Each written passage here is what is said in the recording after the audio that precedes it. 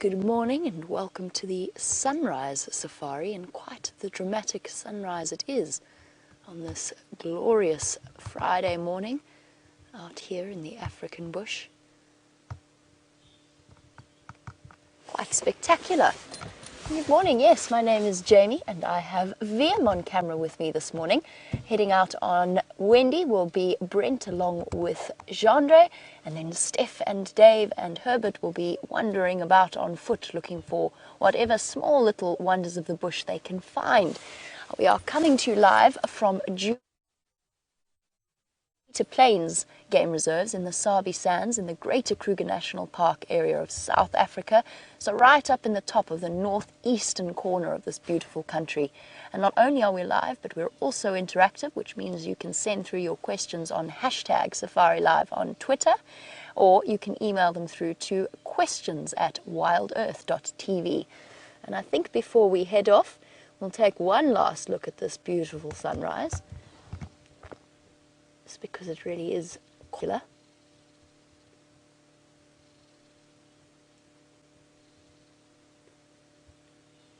And thank you to the cloud cover, because it's not even that cold this morning.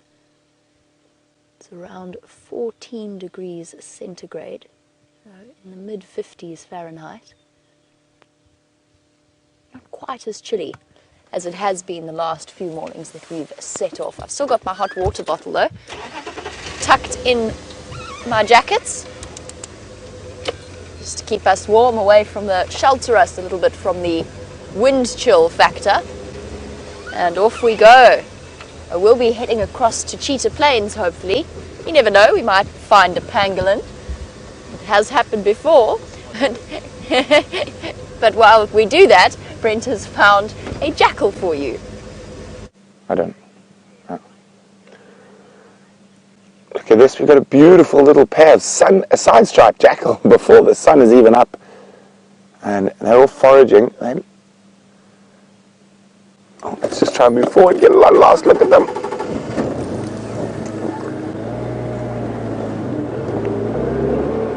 Morning, my name is Nat.Geo Smith. This is Safari Live, and we've started off with one of the rarer little predators we get here at Djuma, and they have disappeared into the thicket, but really great. So I think we saw some very interesting behavior, a bit of hissing at each other, a bit of growling.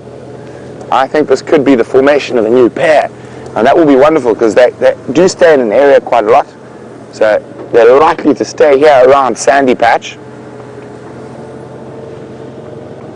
Oh, come on guys, pop out for another visit. There's that duiker, a little antelope just ran off there. There he goes across the road. We're not going to put the light on him.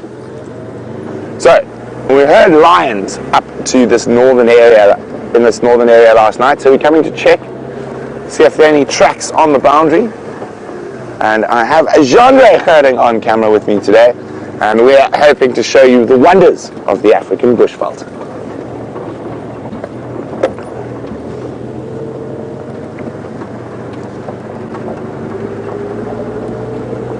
And it's quite chilly, but it looks like we're going to have a spectacular sunrise today. You can see it starting to form. We will show you a closer look of it once we get to the top of the hill, and we can look to east.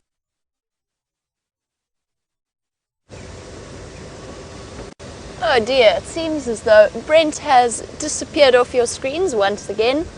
Wendy's still struggling every now and then with signal. Never fear, you are at the back of the vehicle with us in safe and capable hands, hopefully. And while you were with Brent, VM and myself, we're actually just discussing the various bird species out here.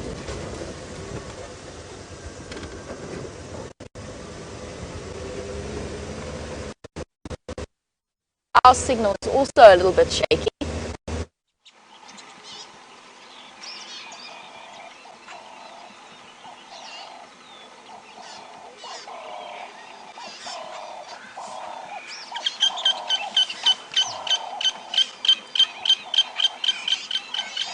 Tech problems. The gremlins are out on force on this morning,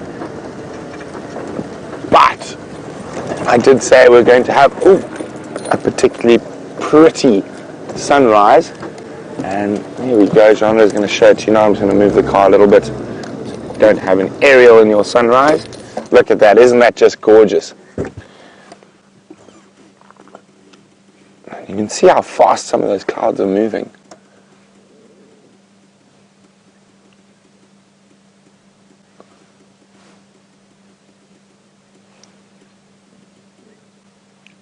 Sometimes just wonderful to take a moment's silence at the breaking of the dawn.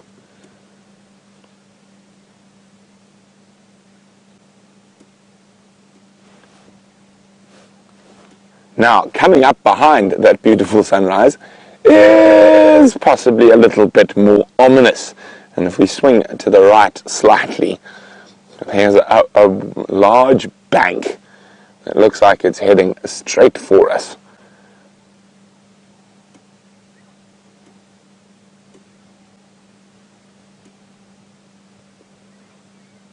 We're sort of in this calm before the storm. Not sure if it's going to storm, but I definitely think it might bring some more overcast weather. Apparently there's a big cold front coming in off the eastern seaboard. And I think this is the beginning of it pushing through.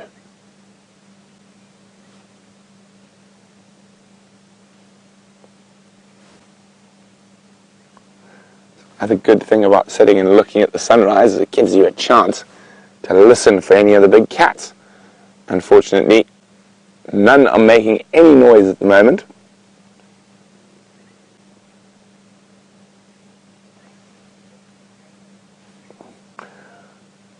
We're going to continue our search for the big cats of Africa, and while we do that, it looks like Jamie's gremlins are sorted, so let's jump on board and see what she's up to. Unfortunately, our gremlins are not entirely sorted, which means that whilst we will, of course, be looking for the big cats, we will be looking in a very limited area for now. And never know. There's no reason why they couldn't be coming around to the Vuyatela Dam. At the moment, though, the only large heartbeat that's about is this buffalo bull. We've seen him relatively regularly. I think he might be the buffalo with the injury on his shoulder that has healed up really nicely. It's on his right shoulder, so I can't see at the moment. And when we first started seeing him a couple of months ago, he had an enormous hole right around the back of his shoulder blade that the ox pickers just kept worrying at. Oh, maybe it's not him. Looked like it might be him. I only ever recognized him thanks to that shoulder injury. The ox pickers seem to be clustered around that particular spot. And he is enjoying his morning breakfast. Generally the ruminants will get as much munching in as they can in the early morning.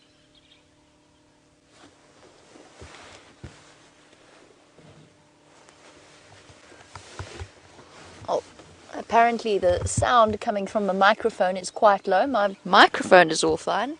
It seems to be absolutely working perfectly, so not sure what's going on there. It seems to be a morning full of gremlins. Hopefully we will be able to, at least the tech team will be able to back them away. Okay, let me just think for a second about where I can go. Let's have one more look at our buffalo bull.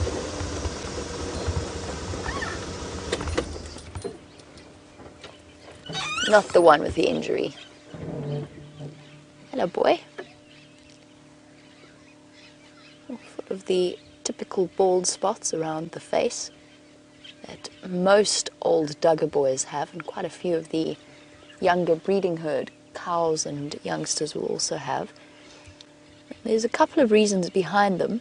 One is just from the rubbing of the preorbital glands, so scent marking. The other is that buffalo are often prone to different types of skin disease, whether it be through fungal infections or through mange. Oh, and there we've got a sudden arrival of several oxpeckers. The juvenile immediate, or two juveniles, very clear, with their black bills as opposed to the red bills, and their dark eyes. Very, very easy to spot a juvenile oxpecker. One in front starting to get the yellow eye. But at the moment they're still doing what baby birds do best, which is begging from their parents, despite the fact that at this point they are relatively capable of finding their own food. And they fledge in about a month or so. They go from newborn, newly hatched, right up to fully grown. There's an adult oxpecker for good comparison. Nice opportunity to just look at the way that their claws, first of all, manage to hold them at such peculiar angles. And then the stiffened tail feathers keep them upright, or help to keep them upright. And gently furrowing into the patches of skin that are most vulnerable to ticks. You see all the flies buzzing around as well. So despite the fact that winter is here, hasn't quite got to the point that the flies have disappeared just yet. Every now and then it just tickles ever so slightly. The buffalo shifts his skin.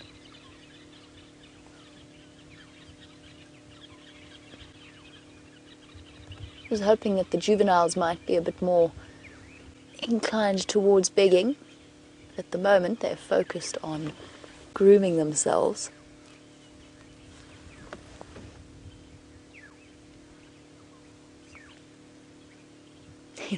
Basically, the order of the day, the plan for the day in an oxpecker's life is to wake up, leave their nesting sites in dead trees and holes in trees, head out, find a host, and then pretty much spend the rest of the day traveling between that animal and to water. Because if you eat 1,000 ticks a day, that is a lot of blood and a lot of salt, and it makes oxpeckers very water-dependent birds. They need to sort of constantly travel backwards and forwards to drink.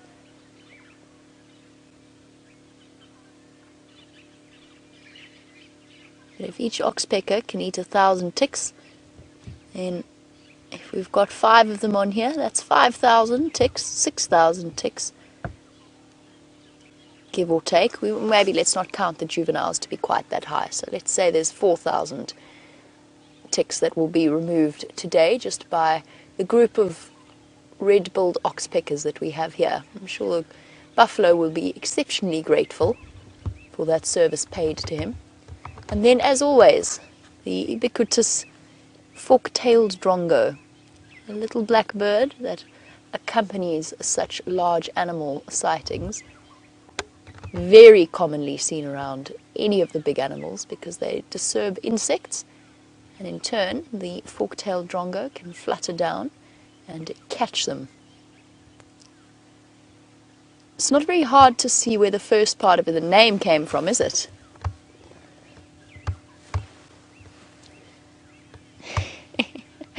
And Kimberline has said that oxpeckers must have life pretty good. They've got an endless supply of food, because yes, certainly there will be an endless supply of ticks. Constant transport. No need to exercise, and certainly that very much seems to be the case as they flutter about their host. The only thing they've really got to watch out for is an irritated animal trying to swish their heads at them or flick their ears.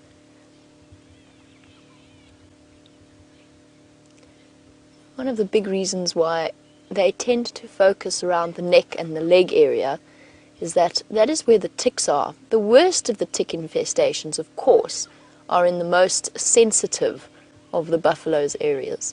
The difference there, of course, is that generally buffalo bulls tend, and most animals, tend not to be terribly tolerant of their attentions if they're focused around between their back legs. I think it's particularly uncomfortable for them.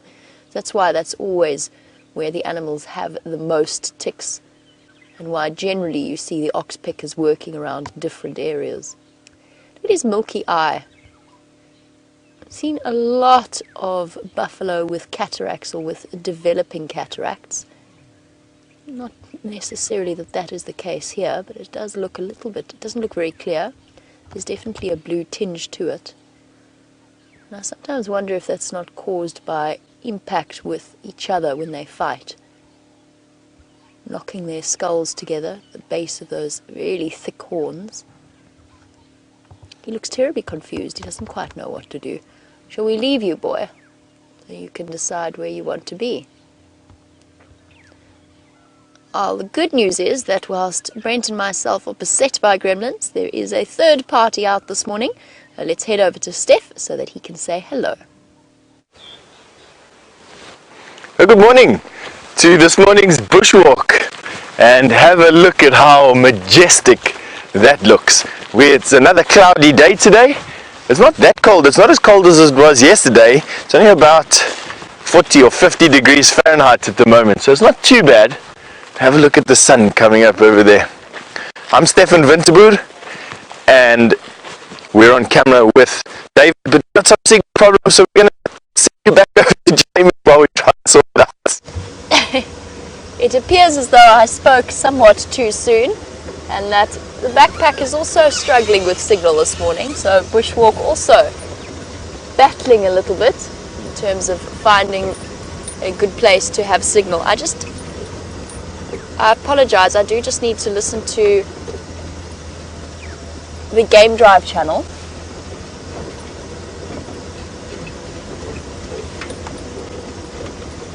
It's quite a long update, my apologies, but I do just need to listen to this.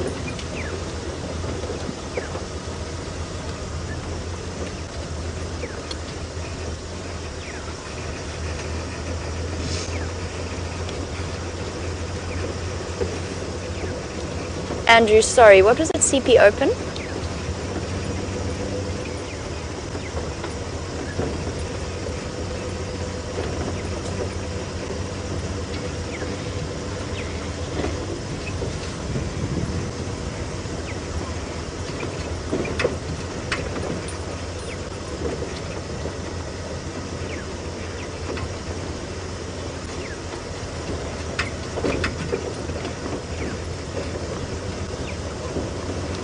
Copy that. Thanks, Andrew. Good morning. We'll head there a bit later.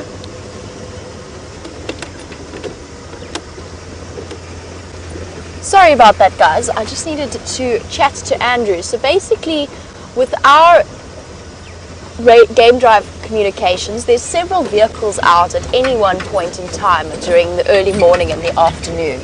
And what that means for us is that we try and communicate and make sure that we share as much of what's going on around us as possible. And Taxon just wants to chat to me now, so let me just hear what he wants to tell me. Go ahead, Tax.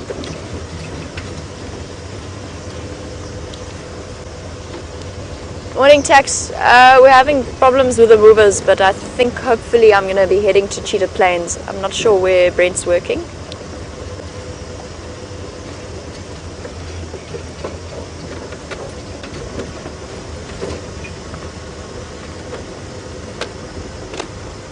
Basically what Taxon was trying to ask me was where I'm going to be working this morning so that we don't cover the same areas of ground. Since I couldn't tell him where Brent was wondering about, let's find out from Brent himself what his plans are for the morning. So we've given the sun time to rise by itself, and now we're looking for whatever creatures might be out here on the eastern front of Djuma Private Game Reserve. And it's a bit quiet at the moment, and it's actually getting colder as that big cold front seems to get closer.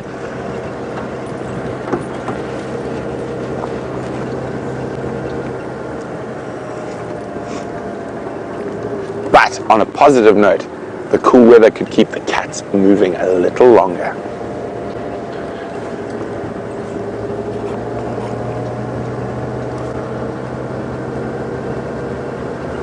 So this is an area we often find lion and leopard tracks, so we always want to check it extra carefully.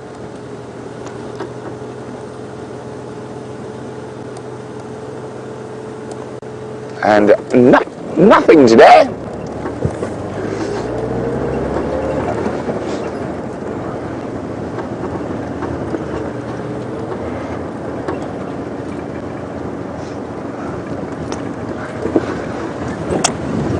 Sarah Wood said she missed the Facebook Live catch-up last night. Was there a pangolin dance?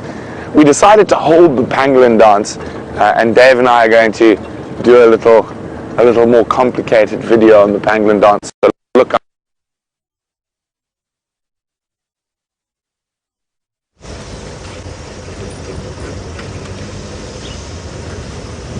And you're back on Rusty once again. We are struggling to find areas this morning where we have good signal. I'm going to try and get to Cheetah Plains, but it's going to be particularly tricky if we're the only vehicle that's out, because it means that we have to go through several dips before we get there. We just have to keep our fingers crossed that the Gowrie mast does decide to come back up.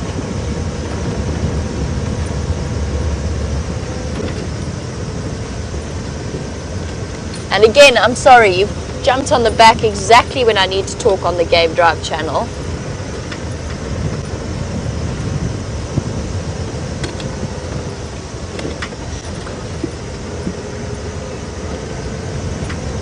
It's just telling us that there are zebra alarm calling around Impala Plains in that area.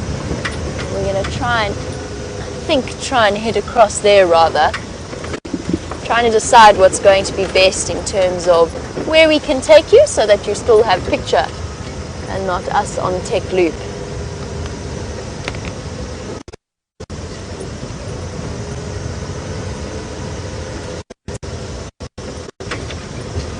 And we had a sighting of the oxpeckers earlier that we chatted about on the back of the buffalo. Justin, you were wondering, do eagles and hawks and such things ever swoop down oxpeckers, since they seem like they would be really easy targets? And it's not something I've ever experienced. Now, typically, the bird of prey that would target an oxpecker would be something like a goshawk. Those sorts of birds, shikras, goshawks, that's the sort of the right size and speed. Otherwise, surprisingly, an oxpecker is relatively nimble when they have to be in terms of escaping away from birds of prey. I've never seen it, Justin, and I don't know whether any of the other presenters have. It does, I can understand what you're saying. It seems like it would be a relatively easy way of grabbing something, but perhaps the presence of such a large animal with the oxpeckers is enough to intimidate the bird of prey. Perhaps that landing, you know, ambushing birds, when a bird of prey does that, a raptor does that, what they generally do is they come at high speed and they bash the bird concerned into the ground. Now, it would be very tricky for them to pluck them off the back of an animal and not run the risk of that big animal changing direction or injuring themselves in some way. So maybe that's why they don't do it. I've never seen it.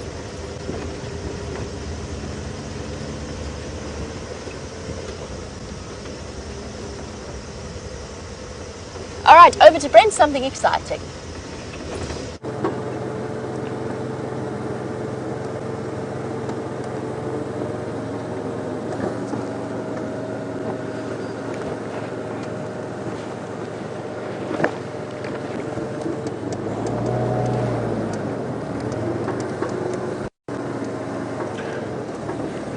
We've just seen a honey badger go off the road here, and he was scuttling off.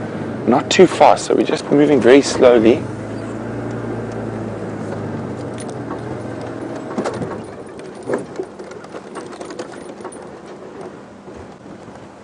So he wasn't running, he wasn't disturbed yet.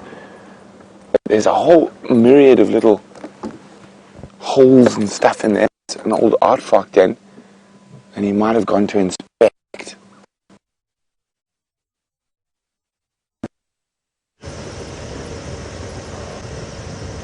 Dear, it seems as though Brent really struggling for signal this morning. How lucky has he been? A pangolin and a honey badger sighting in 2 days, in 2 consecutive drives. We have been extraordinarily lucky with the small and nocturnal animal sightings, the more unusual of animals to see out here. We've had African wildcat, we've had pangolin. All right, he's got signal again, back to Brent. So we found the honey badger. It just went down one of those holes.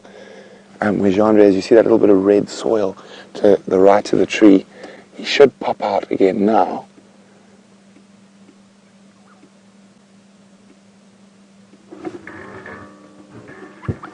I'm just going to move forward slightly to hopefully catch him as he comes out of that hole.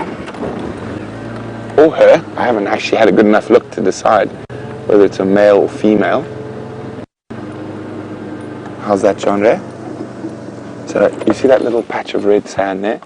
There's a hole there that the honey badger has disappeared into. And hopefully it's going to be coming out any second now, unless it's found something good to eat down there. And it is incredible, this dry season, we are going to get some incredible sightings of stuff we don't see too much of. Firstly, because it's dry and there's food pressure. Secondly, because there's very little grass for them to hide behind.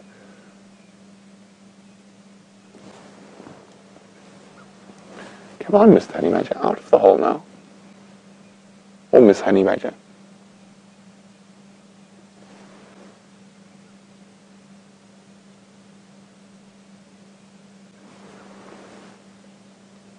The patience game.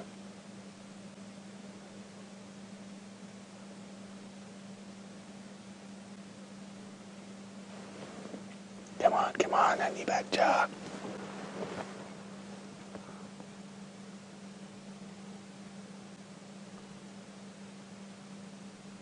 Now there is a possibility it might be denning there. Unlikely.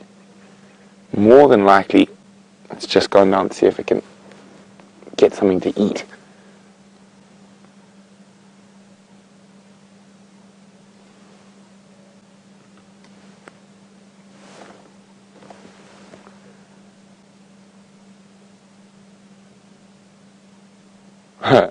Making us play the patience game.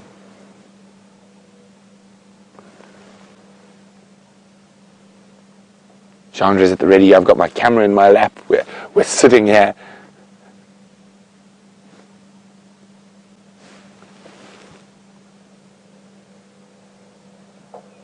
Got to find something nice to eat down there. As I said, it could also be denning or sleeping there. But it didn't look like it. It definitely looked, while we watched it moving, like it was on the forage. So I don't want to turn away from the whole, but Jean-Ray is watching over my shoulder. But so, believe it or not, we've actually had a real serious little carnival morning. So unfortunately, while we're having tech difficulties, we actually saw 2 African civets.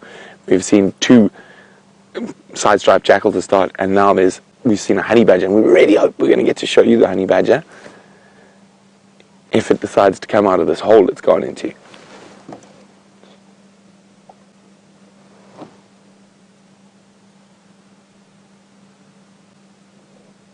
Now, the problem is sometimes these holes have multiple exits. I'm just trying to make sure it doesn't come out of another hole.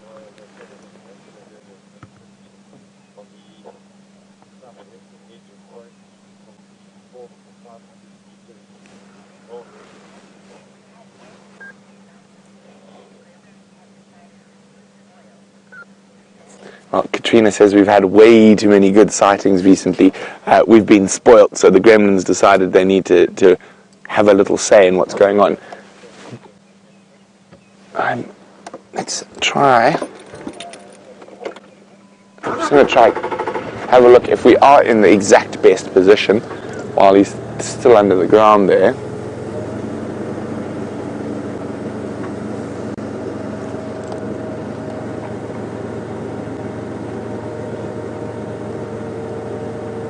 So I want to also make sure there's no other bolt hole out of that hole. I think we were in the best spot.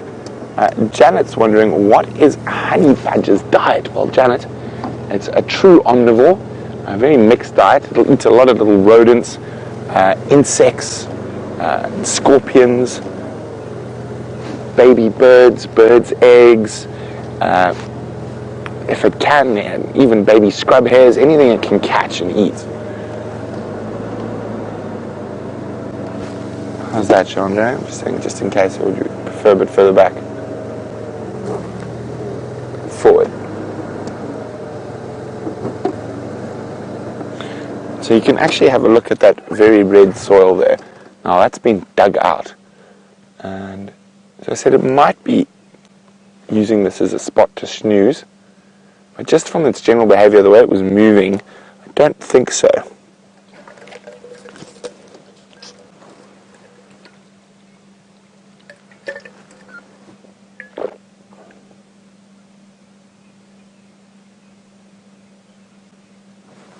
Yes, Andre is laughing because we had such nice visuals of it when we went black screen, and then as soon as we come back, it disappears down a hole.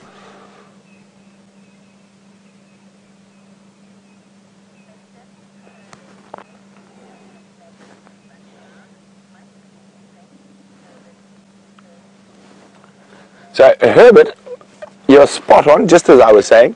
They do sleep underground, but I just think that from the way he was moving, it looked more like he was foraging. And they are going to be foraging later. It's also a very cool morning, so they might be foraging throughout the day. In winter, you do see a lot more honey badgers out during the day. How brave am I feeling, Jean-Andre? Brave enough to go have a look? I'm going to go have a look. So if I come yelping and running back towards the car, we all know the honey badger is going to be chasing me. So also, if I go have a look now, what it's going to do is I can see if there's multiple sets of tracks going in there, and if they are seeing it, using it as a den site, which also means it's a really good place to look for them in the early morning.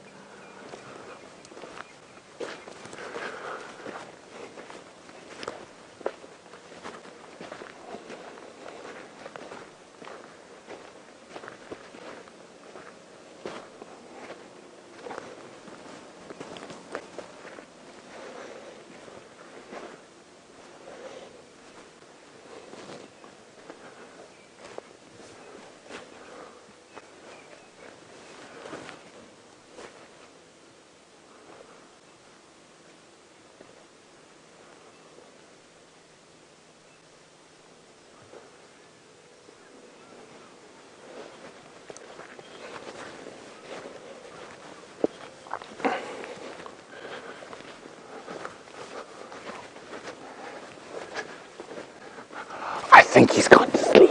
So he's gone in there, but we definitely have to come check here towards the end of the sunset safari for when he wakes up. But it looks like he's gone to sleep. It's a really deep hole, originally excavated by Aardvark. I'm quite happy it didn't come barreling out towards me, but at least we know. So we're not going to go sit here for the next 3 hours waiting for the honey badger to pop its head. So I'm pretty sure he's gone to sleep in that hole. So hopefully we can find him on the sunset safari.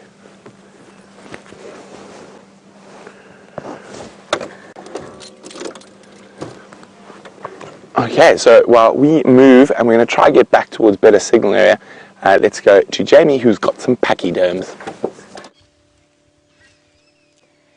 On our way to Cheetah Plains, we have come across a wonderful breeding herd of elephant.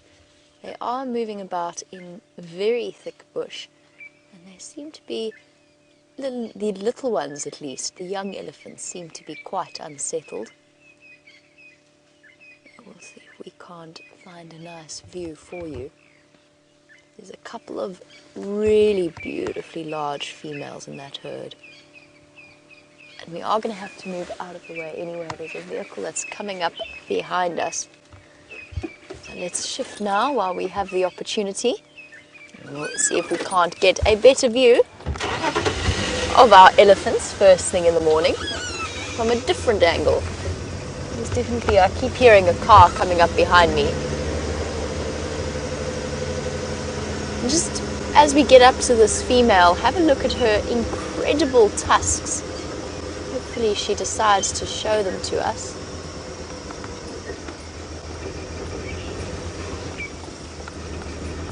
A big girl. Sorry, Vim, I know I'm putting us at an awkward angle. It just gets us off the road enough for any vehicles to come past.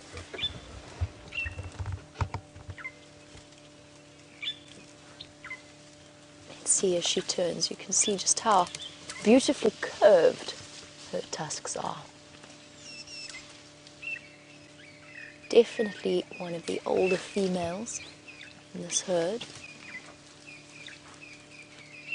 And the wonderful thing about this camera is that we get such a fantastic perspective on the different parts of an elephant. She's quite an old girl. She's quite thin, her bones are showing through. Not thin, she's just lost a lot of elasticity in her skin, which means that her bones become more visible and more prominent. She just loses that little bit of subcutaneous fat. There you can see her hip bones and her spine quite prominent. That's much less clear in a younger elephant. Oh, we've got 2 young bulls here and have decided to have a little bit of a scrap. Equal sized, but one very much more fortunate in the tusk department than the other. And I think you'll find that that young male probably backs down. Oh, no. Yeah, now he's back down. He just doesn't quite have the tusks to match. Some landscaping happening in the background. You just hear the crunching and the cracking of the trees.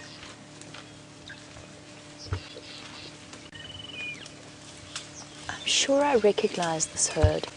I'm sure that I've seen them before. It's the nice thing about working somewhere for an extended period of time is that you really get to know not just the leopards and the lions, but also the individual elephant herds.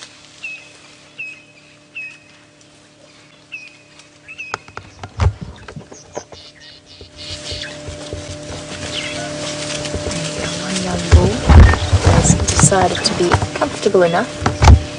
Oh, you lost the fight with the other guy. Are you going to try and come and take it out on us, or are you just interested in whatever's there? Oh, I think you just smelt something nice there. You can hear the beeping happening. That's the VR rig preparing to record. Since we do have a lovely Ellie in close proximity, we're going to be chatting a little bit about that. So, right in front of us, you can see a young male elephant who is currently shifting the branches away, out of his way, so that he can get to the plant life underneath it. Giving it a good sweep to clear the dust before he puts it into his mouth.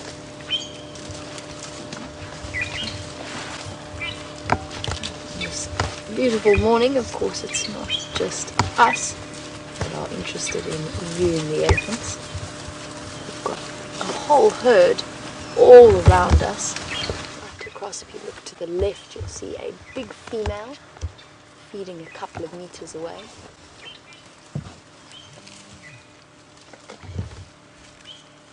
Lovely, peaceful sighting. And I think that pretty much draws to a close our virtual reality segment. So I'm just going to clap quickly to sync the sound. Oh, never mind. Oh. One camera dropped out. Oh, well, never mind. VM says one camera dropped out. So everything's beset by gremlins. Good morning. Good morning. This is going very well. Hi guys. Hi, Jandre. Yeah. Hey VM, What's up? how are you doing? Good. Nice elephant. Yes, lovely elephants. We're going to try and get to... Did you hear that update from Andrew? Yes. Okay. Yeah. Well, if you want to keep moving, we're happy to look after the elephants for you. Will you take care of our elephants? We'll for take us? care of them. Make sure they behave themselves. Have you got signal? I don't know. Do we have signal here? That's probably the first question one should ask. At this point. I- Keep looking at the elephants for now while we work out whether or not Brent and I can swap around so that I can get cheaper planes.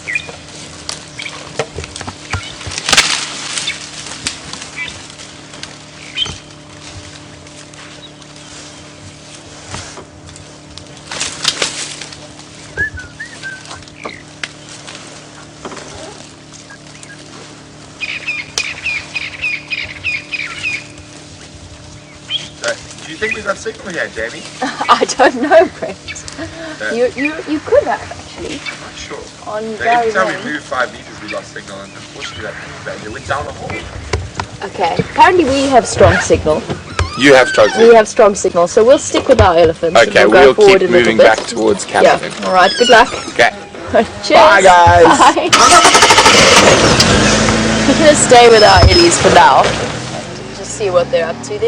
There are things to look for on Cheetah Plains, but we've got a lovely herd of elephants for now.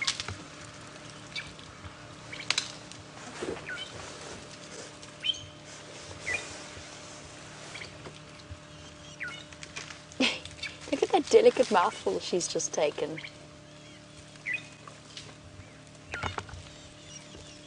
Really concentrated quite hard on chewing that.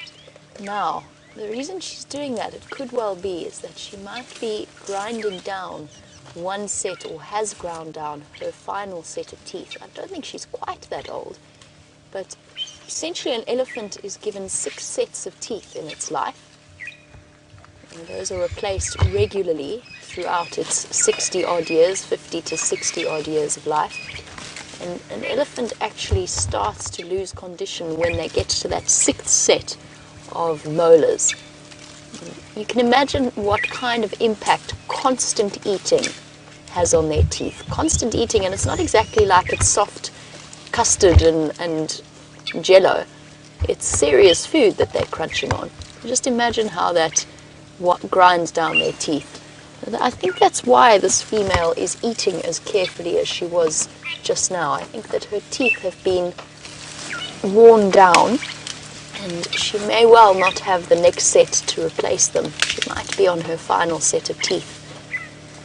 As she gets older and as she starts to struggle more and more, she'll start moving towards the riverbeds and the places where there's soft food. At the moment, monkey orange definitely isn't the easiest food for an elephant, even an elephant, to eat. First of all, it's not very nice, and second of all, it's distinctly uncomfortable. It's very hard wood and very spiny wood. She'll move to areas away from her herd when she can no longer keep up with them, to rivers where the food and the reeds are nice and soft. And that in turn is actually what's led to this myth of elephant graveyards. It's because old elephants that die of natural causes, a lot of them congregate around rivers because the food is soft, and eventually they just can't sustain themselves anymore, and they lose condition to the point that one of the conditions of old age will cause their death. And then there's a big flood that washes the bones downriver, and they all collect in one place. Now we have a question about an elephant's nutritional needs. It's actually something we spoke about yesterday. So Herbert says, you were wondering about how does an elephant get the calcium that it needs to maintain such large bones? And the answer is there's a lot of calcium in the plant food that they eat. They will also practice what's known as geophagy, in places where they will eat rock or lick at salt in order to get their mineral needs. And there will be calcium in some of the salt areas. And then we spoke about this yesterday. One of the viewers asked us a question on our Facebook Live after drive as to whether or not we have ever seen elephants eat bones. And both Brent and myself said no, but Steph said that he has seen them eat bones before. I've seen them put them into their mouths once or twice, almost like it's out of curiosity, but I haven't seen them chew on them and nibble on them in the same way that I've seen Nyala and giraffe do. But that practice is known as osteophagy. Like geophagy, just osteo, bones. And I'll munch on those, and that will supply them with their calcium needs. Look at that little hole in her ear. Perfect little piercing.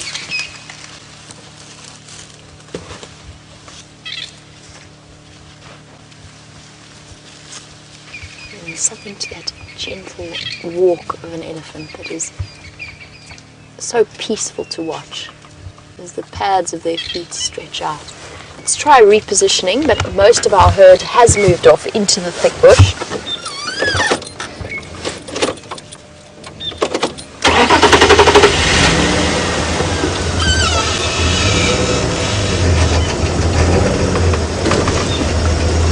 Georgianne in Illinois, welcome to the Sunrise Safari. As always, we've been looking at the tusks of some of the elephants, and of course our lovely lady here is not the best example of what it is you're talking about, but we'll try and get a nice view of her anyway, just because she's been so obliging. You have to wonder what an elephant like this has seen in her life. Let me try and get ahead of her ever so slightly.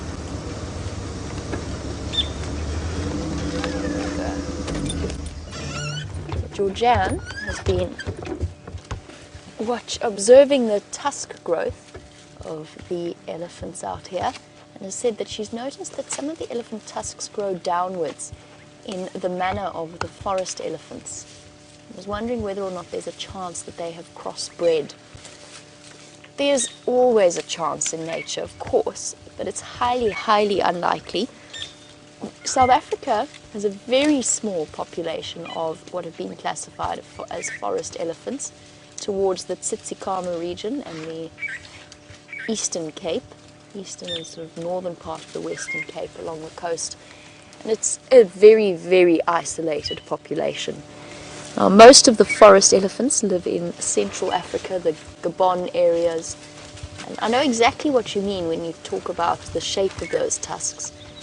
They've got very straight, very pointy tusks that point directly downwards. I don't think, however, that our elephants have that result. Of course, the forest elephants and savanna elephants are essentially come from the same ancestor. So the genetics that's programmed for those straight downward pointing tusks will be present in the savanna elephants as well. It's just that the environment in which the forest elephants evolved is more favorable, obviously selects for that particular genetic strain, over with the savanna elephants having these pointed, curved tusks that our female has in front of us. Oh, that's not a very nice tree to go and eat, big girl. She's now decided to tackle a sickle bush. Didn't expect her to come forward like this, actually, but there you go.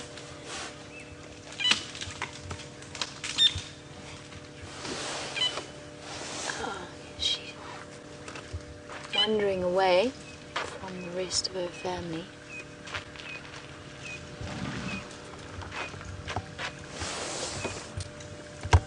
Now, is she still of an age that she is the matriarch in this herd? She's definitely one of the oldest, but I think that she's got to the point that she is so old that the matriarchy has passed on to one of the other elephants. She might never have been the matriarch, of course, but whilst we often say that the matriarch is the oldest elephant in the group, that's not always exactly true. It's definitely one of the older females, but it gets to a point where a matriarch does actually get a little bit too old to be leading a herd, and at which point she'll pass the leadership down either to her daughter or one of her younger sisters, something similar, sort of along those lines. And elephants are so complex that it's impossible for us to put a general rule to it.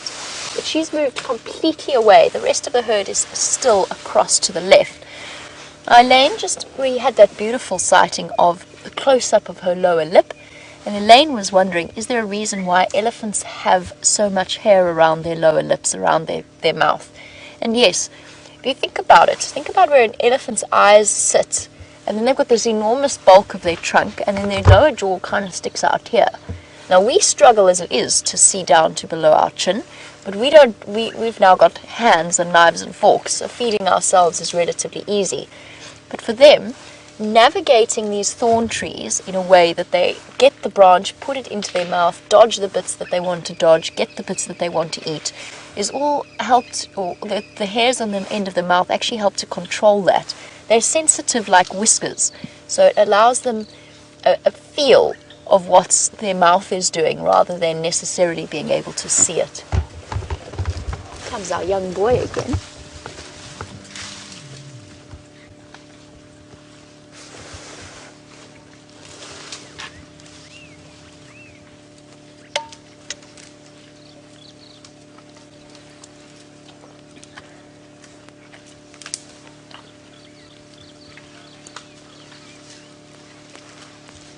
Here's that spiny sickle bush that we chatted about earlier. It's interesting how the plants have evolved to have big spines and thorns and things that are meant to make them uncomfortable to eat, and the elephants have evolved to completely disregard such things. There's absolutely no bother to them. Even a young elephant like this little bull, he's the one, if you look at his tusks, he's the one that lost the battle with the other young bull. Well, time to focus on that sickle bush as well.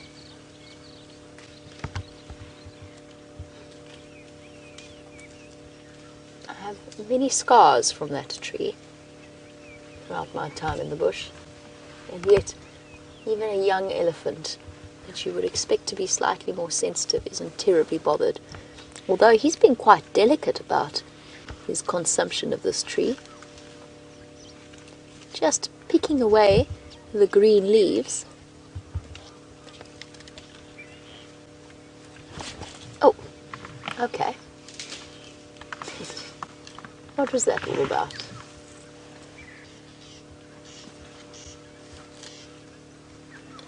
I'm not sure about all of you out there, but I never ever get tired of watching the way in which an elephant goes about its feeding process. Elephants are never boring to sit and watch.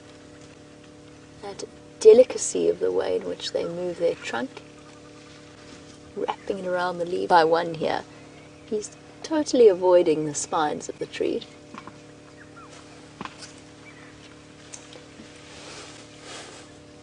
Now he's going to cross to find Grandma, or great aunt, or however she happens to be related to him.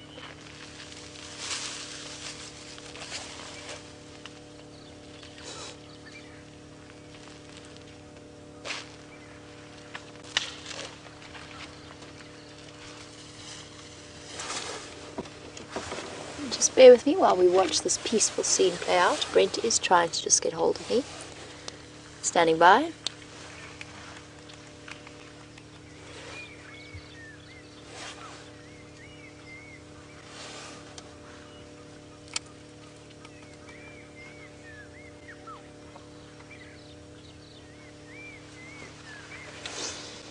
Copy that, thanks Brent. Yeah, we'll make our way there now. Hey, there's a lovely waterbuck across the road.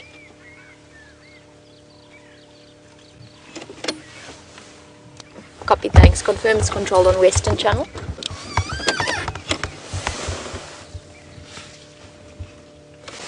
Okay.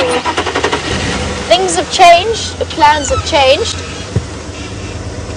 And we're heading across to the west instead of the east. I don't want to scare the Eddies though, so let's just find a nice turnaround spot. We have exciting news. The Nkuhumas are hunting buffalo on Arathusa. So we're going to head across in that direction and see if we can't join that sighting. We might have to wait for a little bit. Brent has booked us a position on standby 1 just because he doesn't have signal. So we're going to go and take his place in that sighting. So a big thank you to Brent who's sorted us out. We might not be able to get to Cheetah Plains, but we can get to the Nkuhumas. But you're all going to have to hang on because we're going to have to Ferrari safari there, or else we're going to lose our spot at that sighting.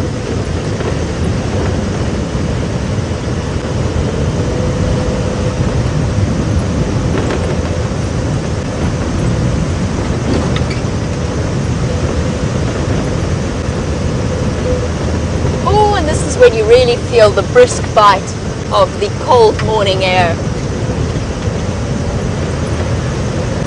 What it means when I say that I'm on standby, in order to reduce the impact that we have on the animals, there's a restriction to the number of vehicles that can be with an animal at any one point in time. And that number is usually 3, but if a guide sees that it's an extra sensitive area or it's an extra sensitive animal, then that can be dropped to 2 or even to 1 vehicle at a time that gets to see the animal. And it's a very good way of making sure that the animal is not overcrowded during a sighting. So everybody takes their turn, you get to line up and take your place in that queue. So we've got the first place to take after somebody leaves.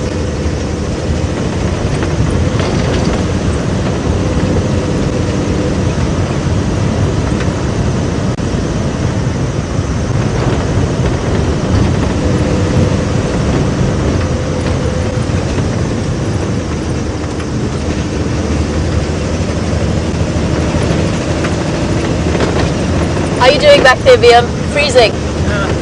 Okay. The excitement. Might not be a leopard, but it's a big cat. It's a big cat potentially hunting buffalo. And it's been a while since we've seen the Nkuhuma pride. Pride of 5 lionesses, but in this case I think it's safe to say we can expect to see maximum of 4. Since one of them has given birth to 3 cubs on Torchwood and is currently denning them there.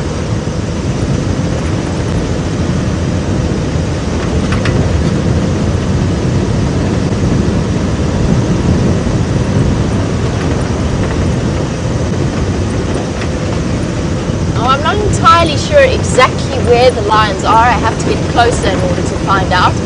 But I know that they're somewhere around Triple M. So what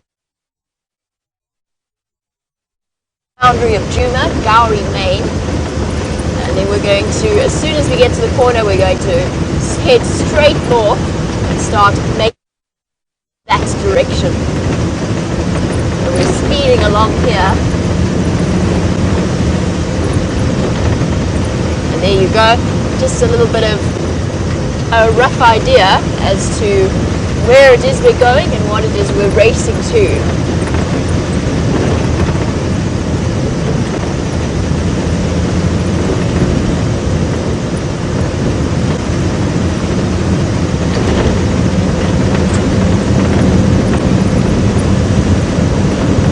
I'm just listening as well with half an ear to the Game Drive channel so that I can hear what's happening and where those lionesses are going. It sounds as though there's only 3 of them.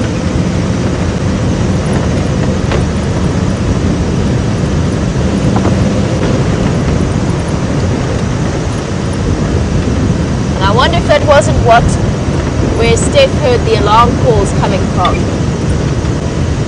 Maybe they were responsible for scaring those zebra first thing this morning.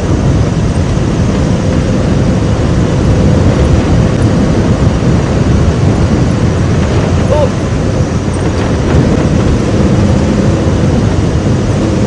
And there's always that feeling of anticipation and excitement. Again, to see the Nkuhuma lionesses once again. It's been a long time since I've managed to see them. But my hot water bottle's not quite doing its job at this speed. Hunching double in the front.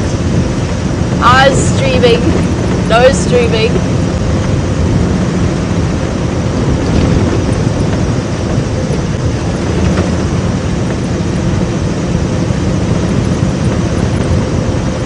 And of course, on a morning like this morning with these kind of temperatures, the big cats are going to be moving around for much longer.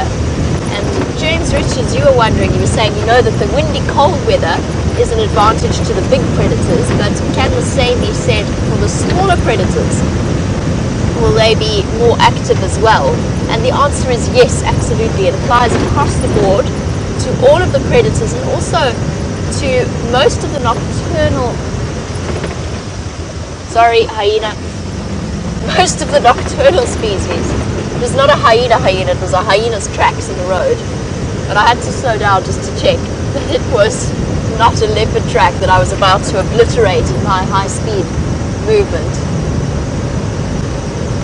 So James, yes, it applies across the board for all predators, but also, as I was saying earlier, it applies to the things like pangolins, aardvarks, honey badgers, all of those animals that are typically nocturnal, even porcupine, are typically nocturnal. On a cold morning like this morning, they will be more prepared to be active for longer and also come out earlier in the afternoons.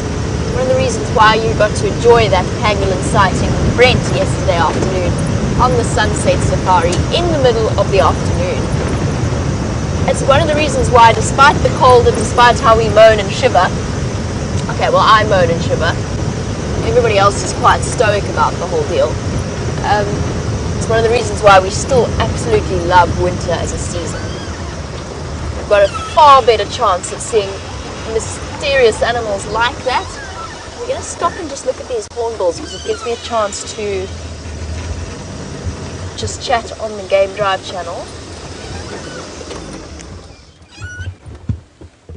We've arrived right at the corner of Gowrie Main and Cheetah Plains. Right, I must get my radio microphones not confused.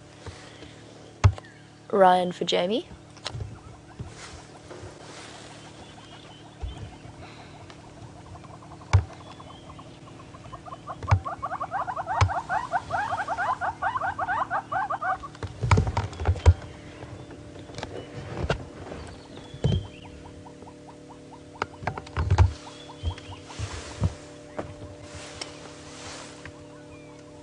Copy that, thanks very much.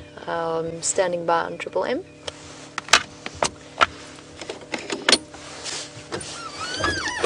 Brent for Jamie.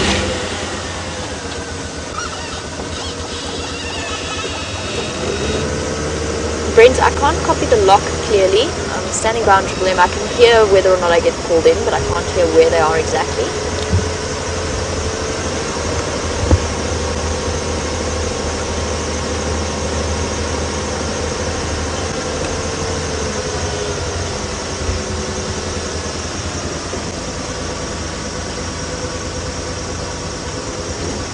Copy that, perfect, thank you.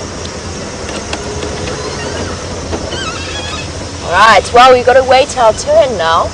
We're on the right road, we just can't actually go and join just yet. So we're going to hang out and see what else we can find in this general vicinity.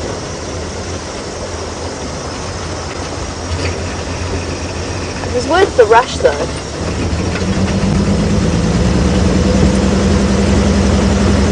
They're just over the crest ahead of me. What I'm going to do is I'm going to pop onto Arathusa. We're going to hang out here until it comes time for us to take our place in that sighting.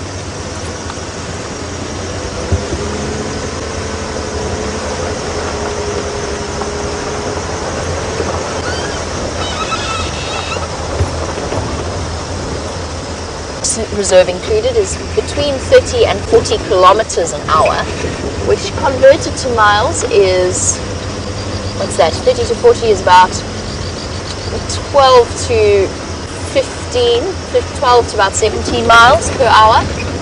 Now, that speed that I did now was close to about, I would say about 30 kilometers an hour, so still very much under the speed limit. But yes, there'll be differences. Like on this kind of road, this is not one of the main access roads. It is a little bit more than a two-track. And in that kind of case, you'd be cruising along at about 20 or so, about half the general maximum speed.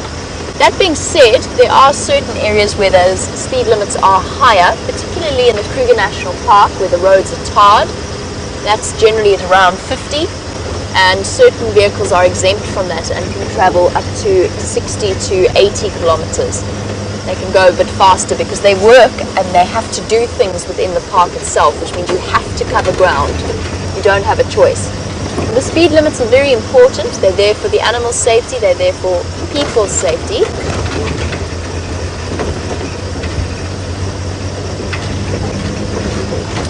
And it's something that everybody is very, very conscious of.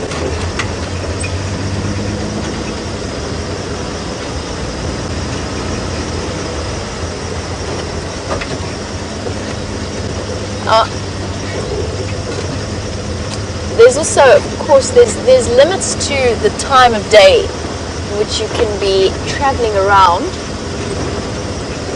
in the reserve itself, and that is largely for anti-poaching measures. It didn't used to be that way. You could travel through the reserve at any time you like. But for most reserves, first of all, there's a gate closing time, And then second of all, there are, for us at our camp, we have to be home by 10:30 to 11.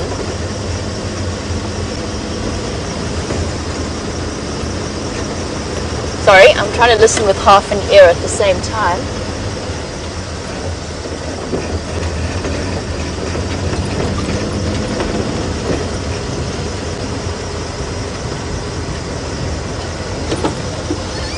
No way. Oh, I thought it was a Sharps Facebook for a second.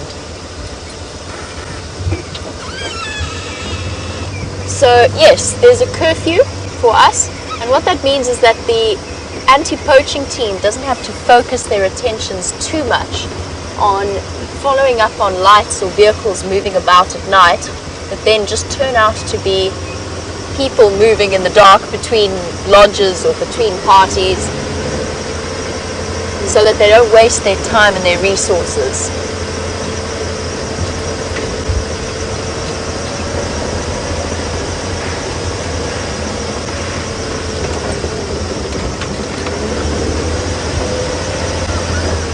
Just doing a very large loop around, waiting to be called in. Unfortunately, I can't hear clearly.